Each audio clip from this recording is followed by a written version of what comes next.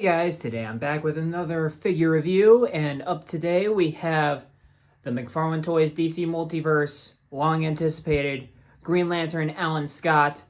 Let's get into it. And so here, of course, is the packaging up close and personal. We, of course, have the contents of the packaging displayed in the window there. Just like I said in my previous Abyss review, we have the new McFarlane Collector Edition foil kind of look right here, going all around with this nice silver lining around the packaging, making it look fancy. And then, of course, you have the DC Multiverse logo right there. And then you have the silver nameplate with Green Lantern Alan Scott right there. And, of course, more silver along the packaging. And then you've got the silver nameplate again, Green Lantern Alan Scott. On the top of the packaging, you, of course, have the DC Multiverse logo. On the bottom, you have silver number 2 right there with more silver outlines right there. On the back, we have this gorgeous painting by Mr. Alex Ross right there. It looks absolutely stunning. Love Alex Ross's art. And then you, of course, have Green Lantern Alan Scott from apparently Day of Vengeance. Haven't read that, but if it's drawn by Alex Ross, I might. Or sorry, painted by Alex Ross, I might read it. Of course, on the bottom there, you have the McFarlane Toy social medias. Follow them on Facebook, Twitter, and Instagram. All that good stuff right there. On the other side, you've got, of course, the DC Multiverse logo right there. The McFarlane Collector Edition right there. Green Lantern Alan Scott from Day of Vengeance. Then you, of course, have number 2 again. McFarlane Toys logo down there. More silvery bits. On the top, you got just the window. And, of course, 22 moving parts and the McFarlane Toys logo yet again. On the bottom of the packaging, you, of course, have Green Lantern legalese right there. And then you, of course, have the McFarlane Collector Edition Alan Scott from Day of Vengeance with that smexy barcode for all you barcode hunters out there. Alright guys, let's get this long-awaited figure out of the packaging. And here we have Alan Scott out of the packaging. And of course, before we take a look at the figure, we're going to take a look at the accessories that he comes with. So first of all, we have the base right here. We of course have the DC logo right there. Get off. The DC logo right there and the nice silver paint like with the Abyss figure. And then, of course, we have the one peg right there and then the 4 little mold pop-outs right there. Then we, of course, have the card holder and the card. Card holder is the card holder, just some extra plastic you can throw in because why not? And then we also have the card, which has, again, that gorgeous picture painted by Alex Ross, and it of course says McFarlane Collector Edition right there. Then on the back, it has this foil kind of thing for the white stuff right there. Kind of hard to pick up on camera, but it's there. It's noticeable. It doesn't work that well, though. I don't care for it too much. But yeah, that's basically it right there. Yeah, Alan Scott is not a member of the Green Lantern Corps. As you can see in the, he is not a member of the Green Lantern Corps. He is, in fact, a magic character, which I think is really cool. A Green Lantern is not a Green Lantern character. That's fascinating. But, of course, outside of that, we have the 2 accessories that come with the figure. We, of course, have a thing you can put over his hand, energy effect. It looks nice. I really like this energy effect. I especially like this little crinkle out right there. You can tell it's definitely a new sculpt. It's nothing that we've seen before, at least from my recollection. I haven't seen this before. So that's cool. And then just to stop him from spinning, we, of course, have the actual lantern, which actually looks like a lantern because Alan Scott, again, was created in the 40s, and this is what rail lanterns looked like at the time. And I think this looks really cool. I always loved Alan Scott's lantern. It always felt very unique, and it does here. So, yeah. But I'm gonna break it to you guys straight. So I was doing a little thing because I unboxed it, and I was testing out the joints. I was like, oh, these are wrists feel pretty stiff. And I tried heating them up. I tried pulling out the hand, and I broke it. So I don't know if that's with all of these Alan Scotts. If that's the case, Todd, I hate you. If it's just my figure, that is what it is, of course. But that irks me just because it's Alan Scott. Like, and I'm afraid to. My figure came with both stiff hands, so I'm gonna get a replacement.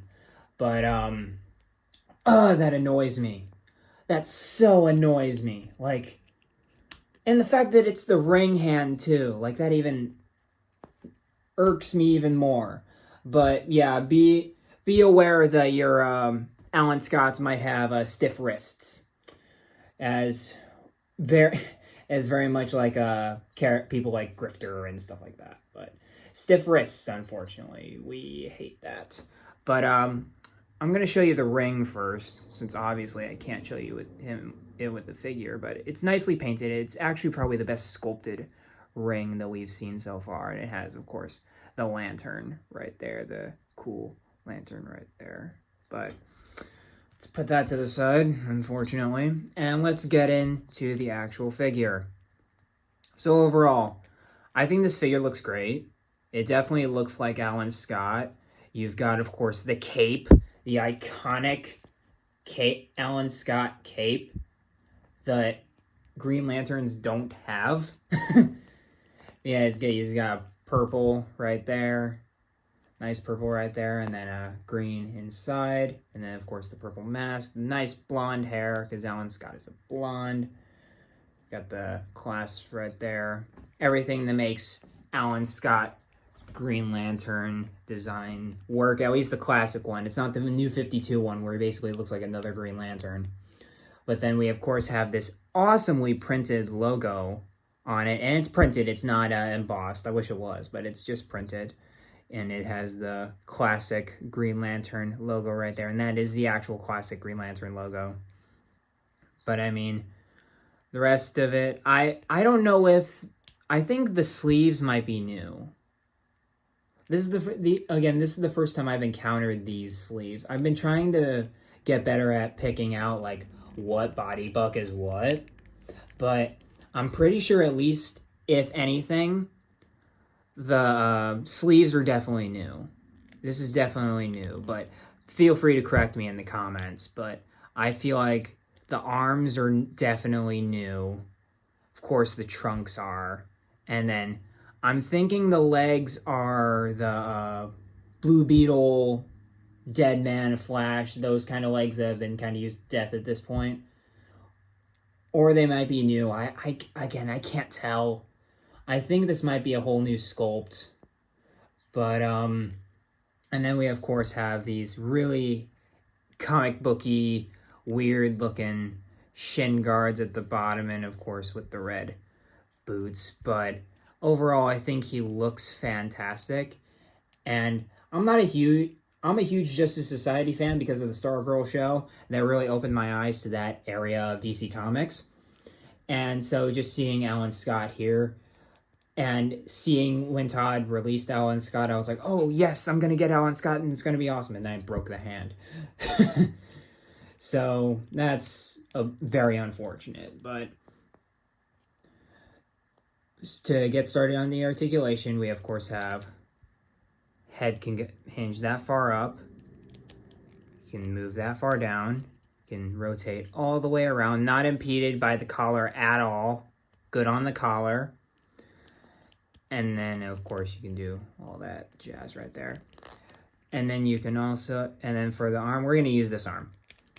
You can rotate all the way around with that butterfly joint in there. Of course, hinged shoulders and spin all the way around. Bicep swivel. double jointed elbows, which don't look that great. And then ideally, the wrists can rotate side to side and do all the jazz. You've seen the articulation segment, especially if you've followed my channel too many times. I'm sorry, but it ideally can, but I'm not gonna break another hand off on camera. But then of course can rotate the abs very well, can crunch forward very nicely. It's very good. Back, like he can literally do the limbo. It's kind of insane how far he can go back. And then he's got standard McFarlane legs right there. Got the diaper and all that jazz. He has not even thigh pivot. That doesn't count. He can hinge that far forward, that far back. Yes, nice double jointed knees right there.